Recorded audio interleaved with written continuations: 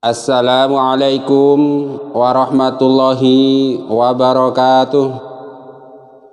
A'udzu billahi minasyaitonir rajim. Bismillahirrahmanirrahim. Alhamdulillahi rabbil alamin. Allahumma shalli wa sallim ala sayyidina Muhammad wa ala ali sayyidina Muhammad. Qala Rasulullah sallallahu alaihi wasallam, nabdarallahu mar'an sami'a minna haditsan fahfidhuhu hatta yuballighahu ghairahu. Semoga Allah menjadikan wajah orang-orang yang mau mendengarkan hadis, mau mempelajarinya lalu menyebarkannya kepada orang lain, Allah jadikan wajahnya berseri-seri baik di dunia maupun di akhirat. Allahumma amin.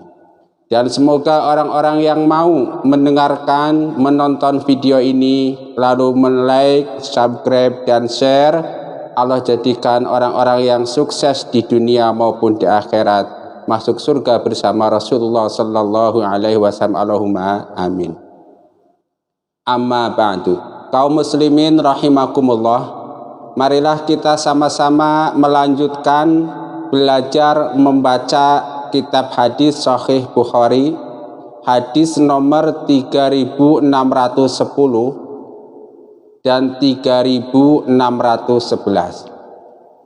Nah, hadis nomor 3610 dan 3611 ini oleh Imam Bukhari diletakkan pada kitab ke-61, yaitu kitab keutamaan atau manaqib. Sedangkan babnya itu bab ke-25, yaitu bab tanda-tanda kenabian dalam Islam.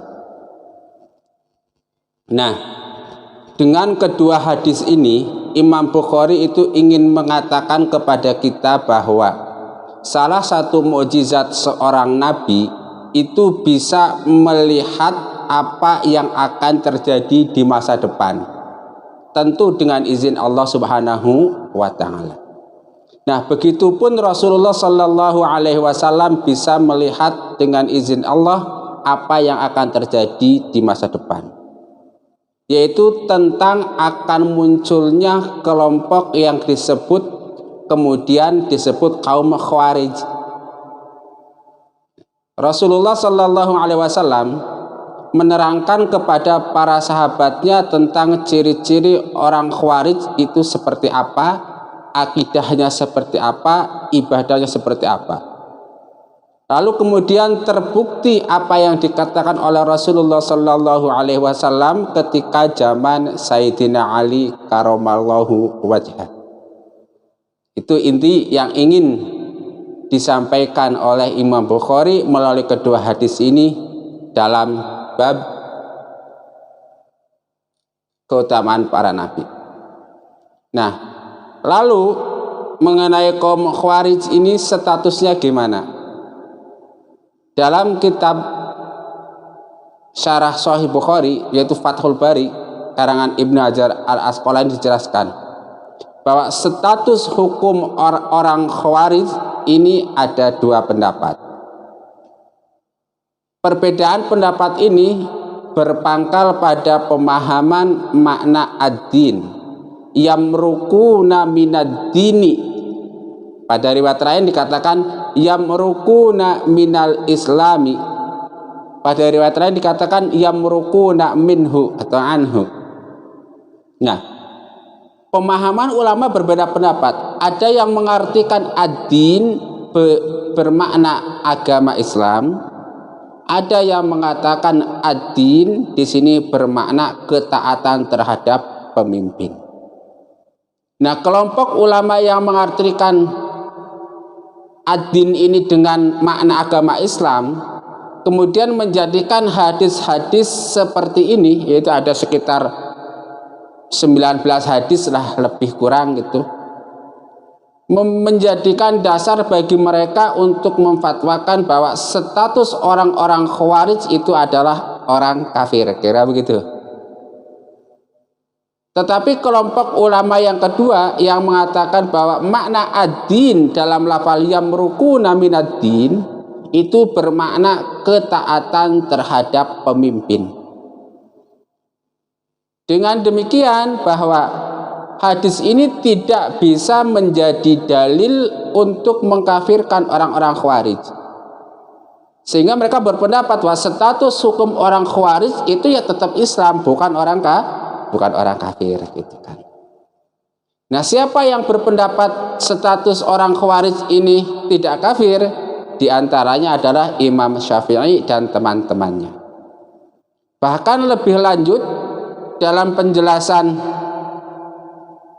Syarah Sahih Muslim, Imam Nawawi menjelaskan bahwa orang-orang yang sejenis dengan orang Khawarij, yaitu orang-orang yang tidak taat kepada pemimpin, meskipun mereka dihukumin sesat sesat-sesatnya, tapi meskipun demikian statusnya bukan kafir.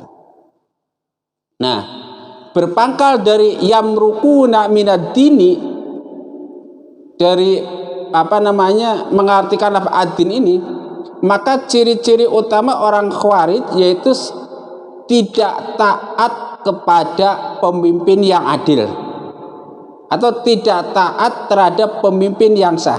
Jadi pilihannya orang Khawarij ada dua. Dia mau ikut pendapat ulama yang pertama sehingga dia menjadi kafir, atau mau ikut pendapat yang kedua, dia tidak kafir, cuman tidak taat kepada pemimpin. Dengan demikian, salah satu ciri utama orang-orang Khawarij adalah membangkang terhadap pemerintahan yang sah, kira-kira begitu. Nah, kalau dalam konteks Indonesia zaman dulu kan kita kenal ada istilah DITII. Nah, DITII ini kemudian difatwakan sebagai buhot gitu kan, tidak taat terhadap pemerintahan yang sah, kira-kira begitu. Sehingga kemudian diperangi. Nah, zaman sekarang pun kita mengecek nih lewat medsos, lewat televisi, lewat berbagai media, kita tahu kelompok mana yang kira-kira standingnya itu berseberangan dengan pemerintah, ya kan?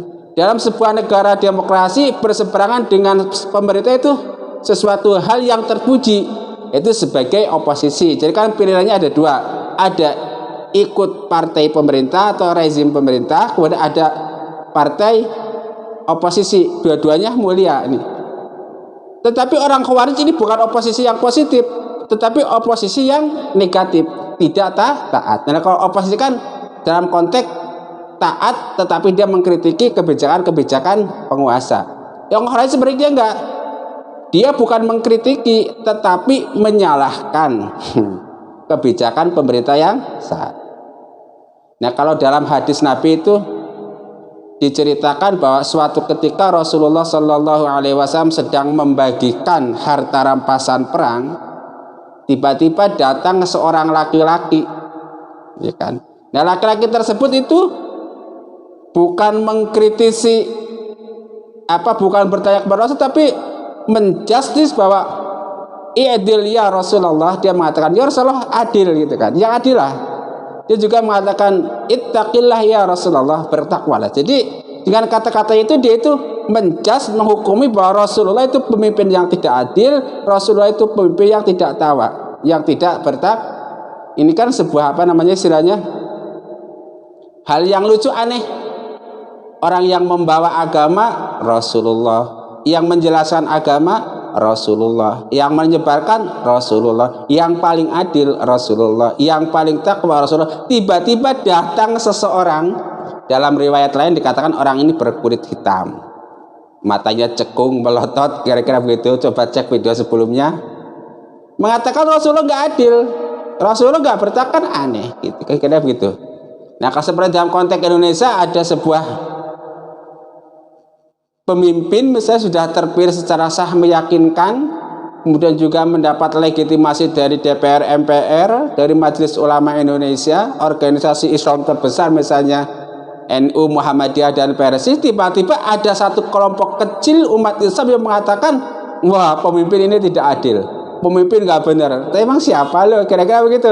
Nah, itu kira-kira salah satu ciri orang-orang Khawarij dalam konteks hadis ini adalah tidak taat terhadap pemimpin.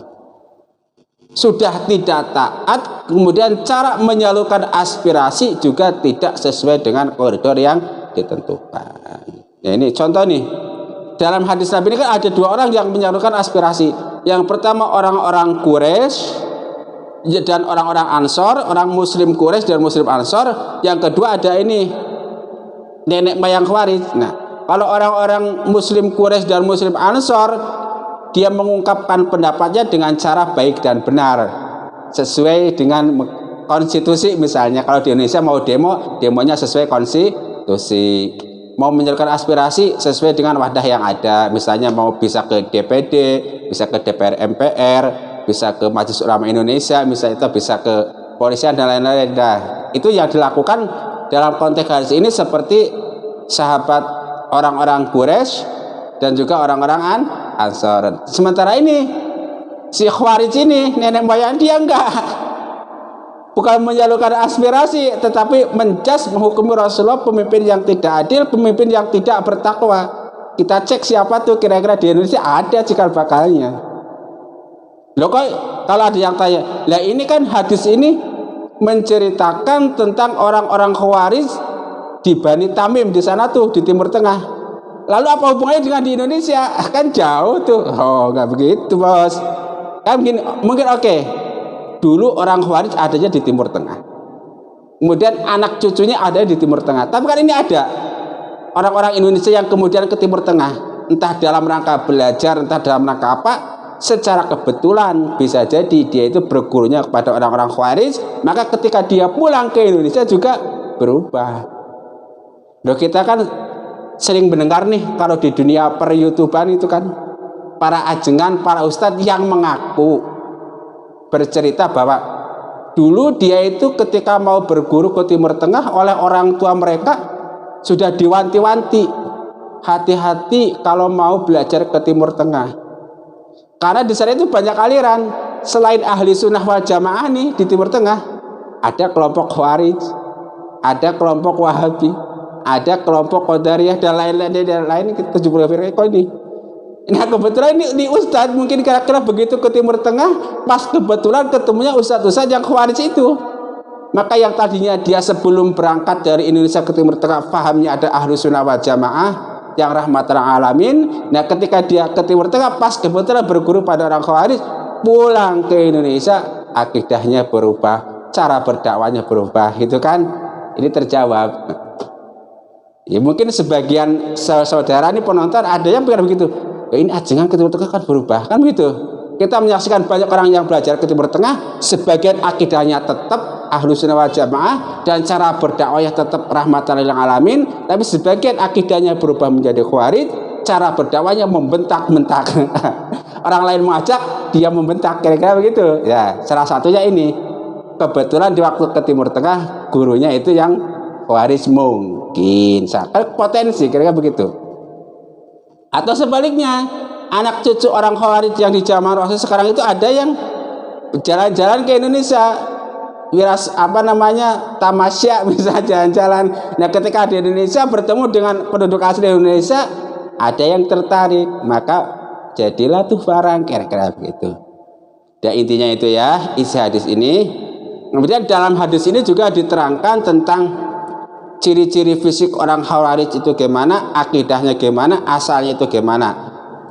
Coba nanti saya bacakan dulu hadisnya nih ya. Nah, ini kalau mau lihat penomorannya yang saya gunakan tuh ini. Penomoran dari kitab Sahih Bukhari ini. Terbitan Darul Alamiyah kalau nggak salah tuh. Betul, Darul Alamiyah Al-Azhar atau Kairo Mesir yang ini. Kalau mau pakai syarahnya itu kalau nggak salah saya pakai penomoran syarah ini.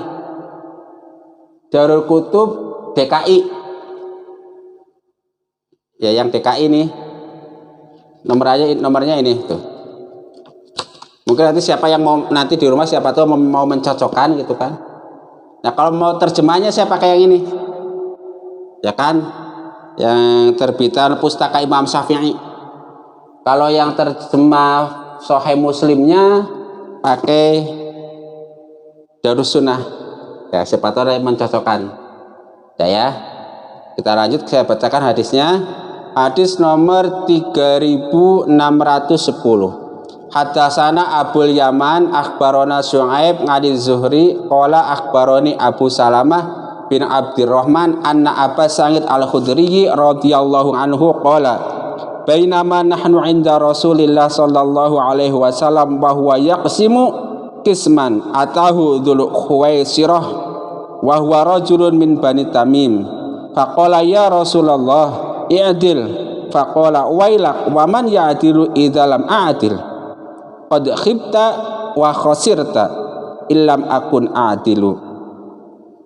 Faqala Umar ya Rasulullah i'dzan li fihi fa'adribu 'unuqahu faqala da'hu fa inna lahu ashaban yahqiru ahadukum salatahu ma'a salatihim wa siyamahu ma'a siyamihim yaqra'una al-Qur'ana la yujawizu taraqiyahum yamruquna minad dini kama yamruqu sahmu minar ramiyah yungdharu ila nasrihi fala yujadu fihi syai'un thumma yungdharu ila risafihi fama yujadu fihi syai'un thumma yungdharu ila nadhihi wa huwa qidhuhu fala yujadu fihi syai'un thumma yungdharu ila qudadihi fala yujadu fihi syai'un qad sabaqal farsa wad dama ayatuhum rajulun aswadu ihda adudaihi mihlu sadyil mar'ati aw mislu bad'ati tadardaru wa yakhrujuna ala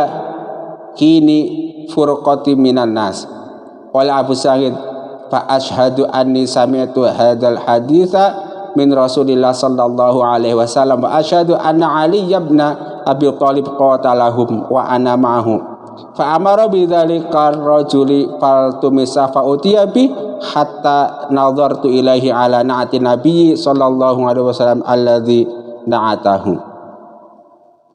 Artinya, saat kami berada di dekat Rasulullah sallallahu alaihi wasallam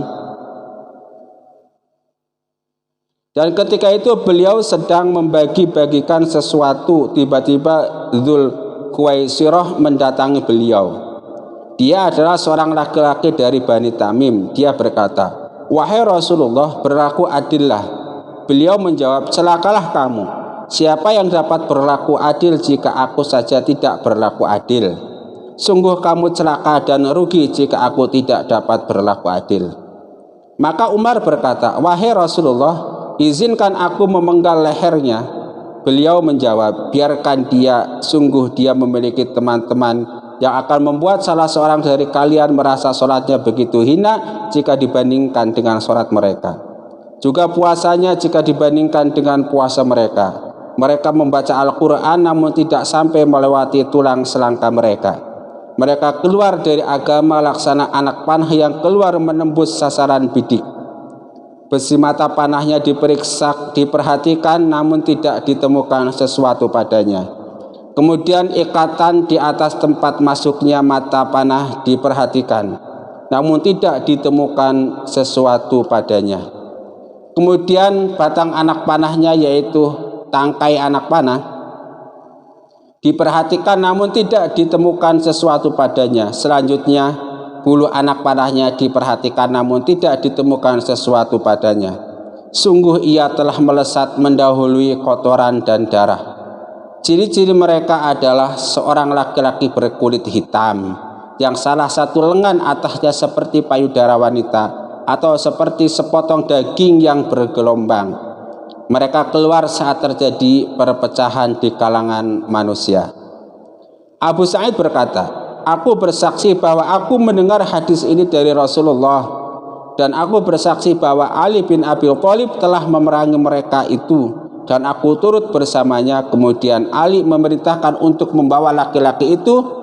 Setelah dicari, maka laki-laki itu diserahkan kepadanya sehingga aku dapat melihatnya persis seperti ciri-ciri yang disampaikan oleh Rasulullah sallallahu alaihi wasallam.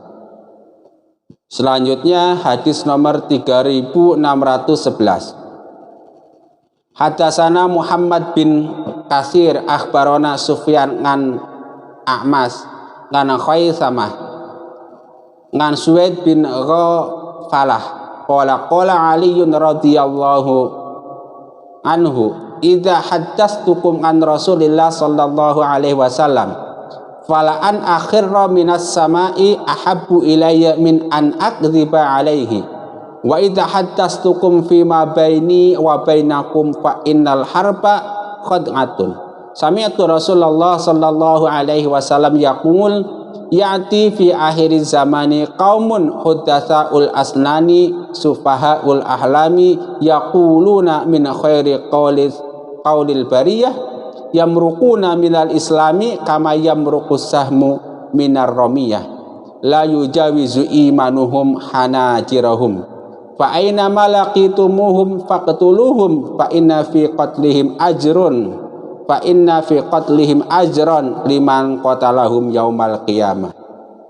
Artinya, Ali radhiyallahu anhu berkata, apabila aku menyampaikan berita kepada kalian dari Rasulullah sallallahu alaihi wasallam, maka sungguh aku lebih suka jatuh dari langit daripada berdusta dengan mengatasnamakan beliau.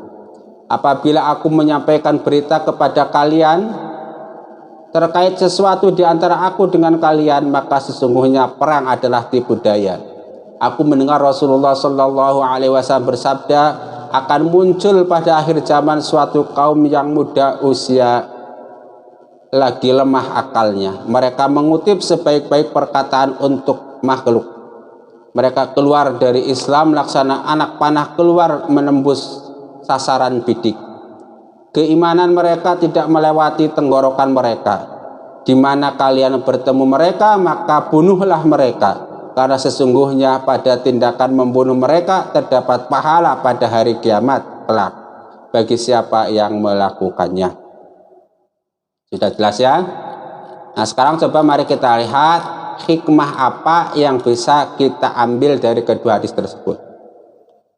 Nah, karena bahasan kita itu sedang membahas tentang ciri-ciri orang Khawarij, maka hikmah yang pertama ketika ada yang pertama bertanya, siapa nenek moyang orang Khawarij? Kan begitu. Maka jawabannya dia adalah Dzul Khuwaisirah, yaitu seorang laki-laki dari Bani Tamim. Nah ini, hati-hati kalau mau mencari ilmu ke Timur Tengah, jangan sampai kita berguru kepada anak cucu orang Khawarij. Itu kayak begitu. Iya, jangan sampai. Kalau yang sudah terlanjur berguru kepada mereka gimana? Santai aja. Kan Anda masih hidup, masih bisa bertobat, membenarkan keyakinan, memperbaiki cara berdakwah, kira-kira begitu. Kemudian hikmah yang kedua, jika ada yang pertama, dari mana nenek moyang orang Khawarij berasal? Maka jawabannya dia berasal dari Bani Tamim. Tentang lokasi yang akurat di mana Bani Tamim tentu bisa cek di Google Map misalnya, atau bisa cek di peta sejarah, kan banyak kira-kira begitu. Nah, yang ketiga, kalau ada yang pertama, ciri-ciri fisik nenek moyang orang Khawarij itu gimana? Nah, yang pertama, laki-laki berkulit hitam. Cek guru Anda dulu waktu di Timur Tengah kulit hitam bukan. Kalau kulit hitam lanjutin, dia kira-kira sebagian dari anak cucu orang Khawarij bukan. Kalau bukan, alhamdulillah. Kalau iya, coba cek lagi.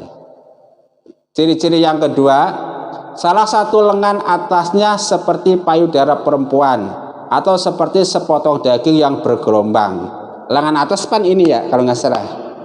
Ini banyak daging, nah kira-kira menggambarkan orang yang gendut lah, kira begitu. Kulitnya hitam, ini dagingnya lebat di sini sehingga seperti punuk kok. Payudara perempuan kira bergelambir, kira begitulah. Pasnya wallahu a'lam. Terus ciri yang ketiga, mereka itu anak muda yang lemah akalnya. Maksudnya anak muda, dari muda dia itu lemah akalnya. Mungkin dia pandai Al-Quran, mungkin dia hafal Al-Quran, tetapi mungkin karena belum sempat ngaji tafsir, kemudian pemain jadi. Nah sekarang Anda cek ustadz di YouTube, mungkin ada ustadz hafal Quran, tapi dia nggak pernah sedikit pun mengatakan tentang tafsir. Jadi Quran yang dia pahami sesuai pemahaman dia dan sesuai pemahaman guru-guru dia, kira begitu. Coba cek orang yang kemudian menyebutkan dalil-dalil Al-Quran tapi nggak pernah menyebut pendapat ahli tafsir A, ahli tafsir B, atau dia nggak paham tentang ulumul Quran. Kan banyak tuh ilmu ulumul Quran pendukungnya. Ada ilmu nasikh mansukh misalnya, ada ilmu asbabul nuzul, ada ilmu pendukungnya ilmu mantik, pendukungnya lagi ilmu usul fikih dan lain-lain. Cek ceramahnya, pernah menyebut itu semua nggak, ciri-cirinya begitu. Kalau ini ciri yang saya pahamin. Kalau ada ulama, ada ajengan di YouTube ngaji ngalor ngidul, nggak pernah nyebut tentang tafsir A, karena kalau yang itu tafsir Ibnu Katsir, misalnya tafsir Ibnu Mas'ud, misalnya tafsir Ibnu Abbas, tafsir Thabari, enggak. Kalau nggak pernah nyebut itu, oh berarti dia ngomong pendapat siapa nih yang dia omongin? Kayak gitu.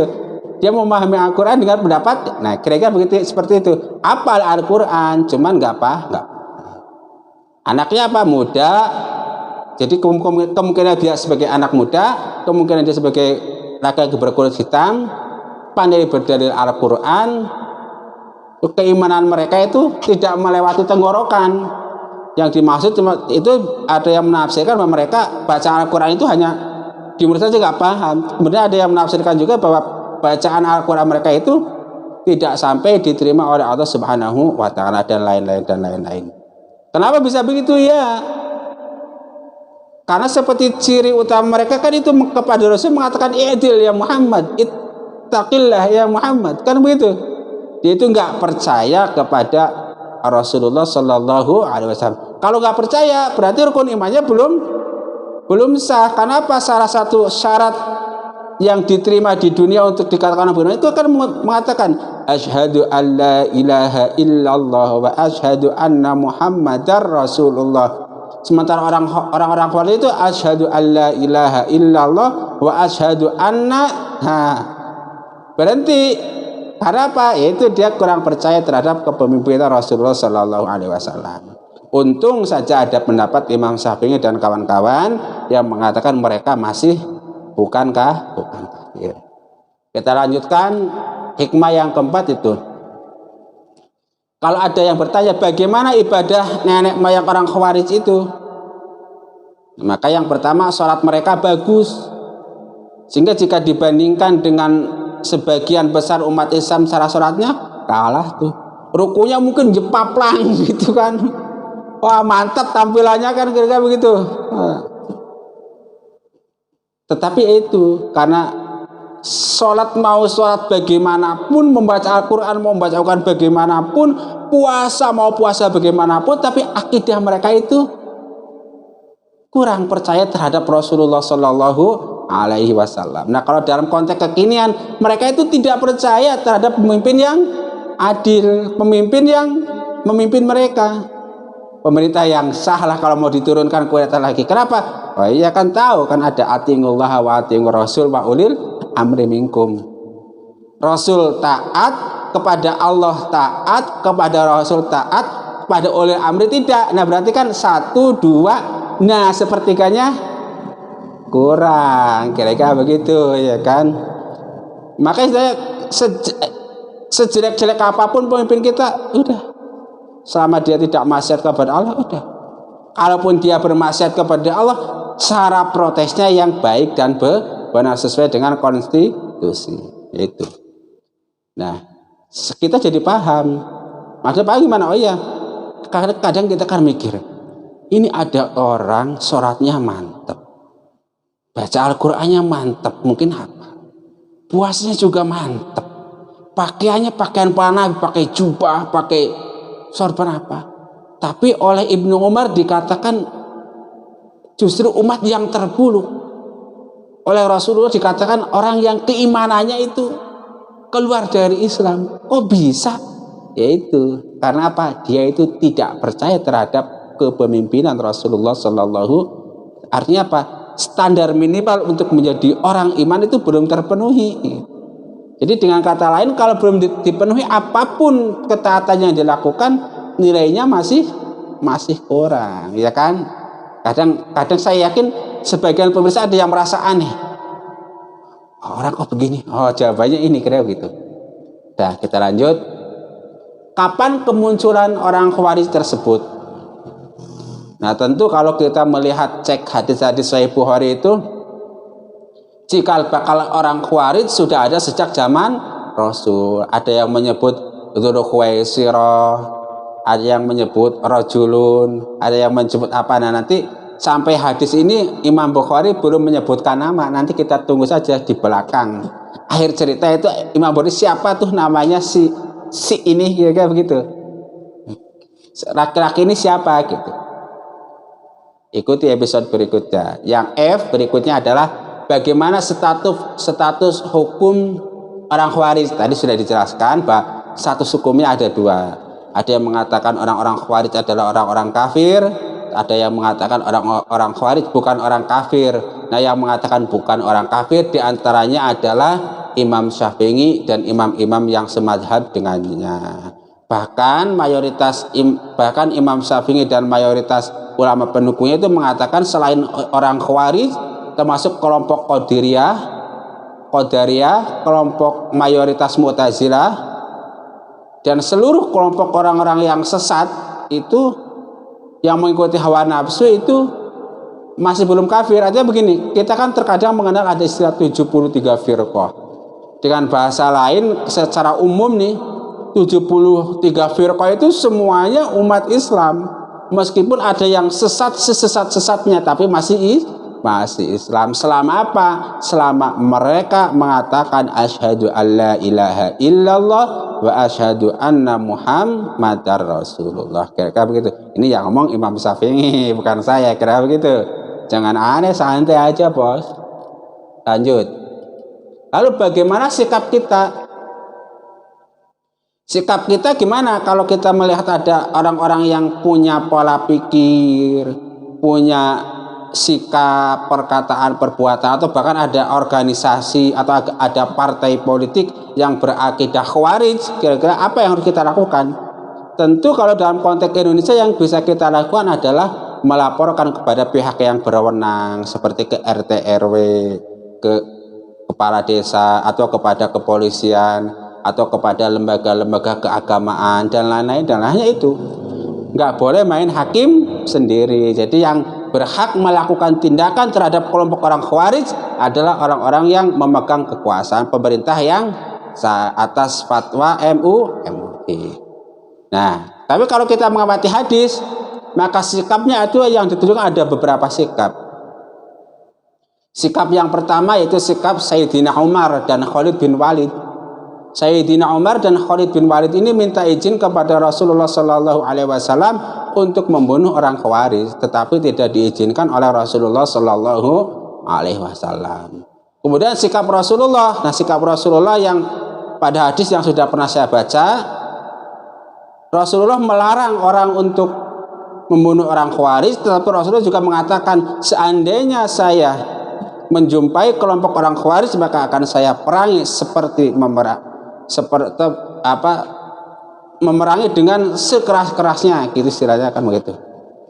Nah, terus sikap Sayyidina Ali. Nah, sikap Sayyidina Ali memerangi mereka seperti dalam sejarah yang tercatat banyak. Lalu sikap para ulama terbagi menjadi dua seperti tadi itu.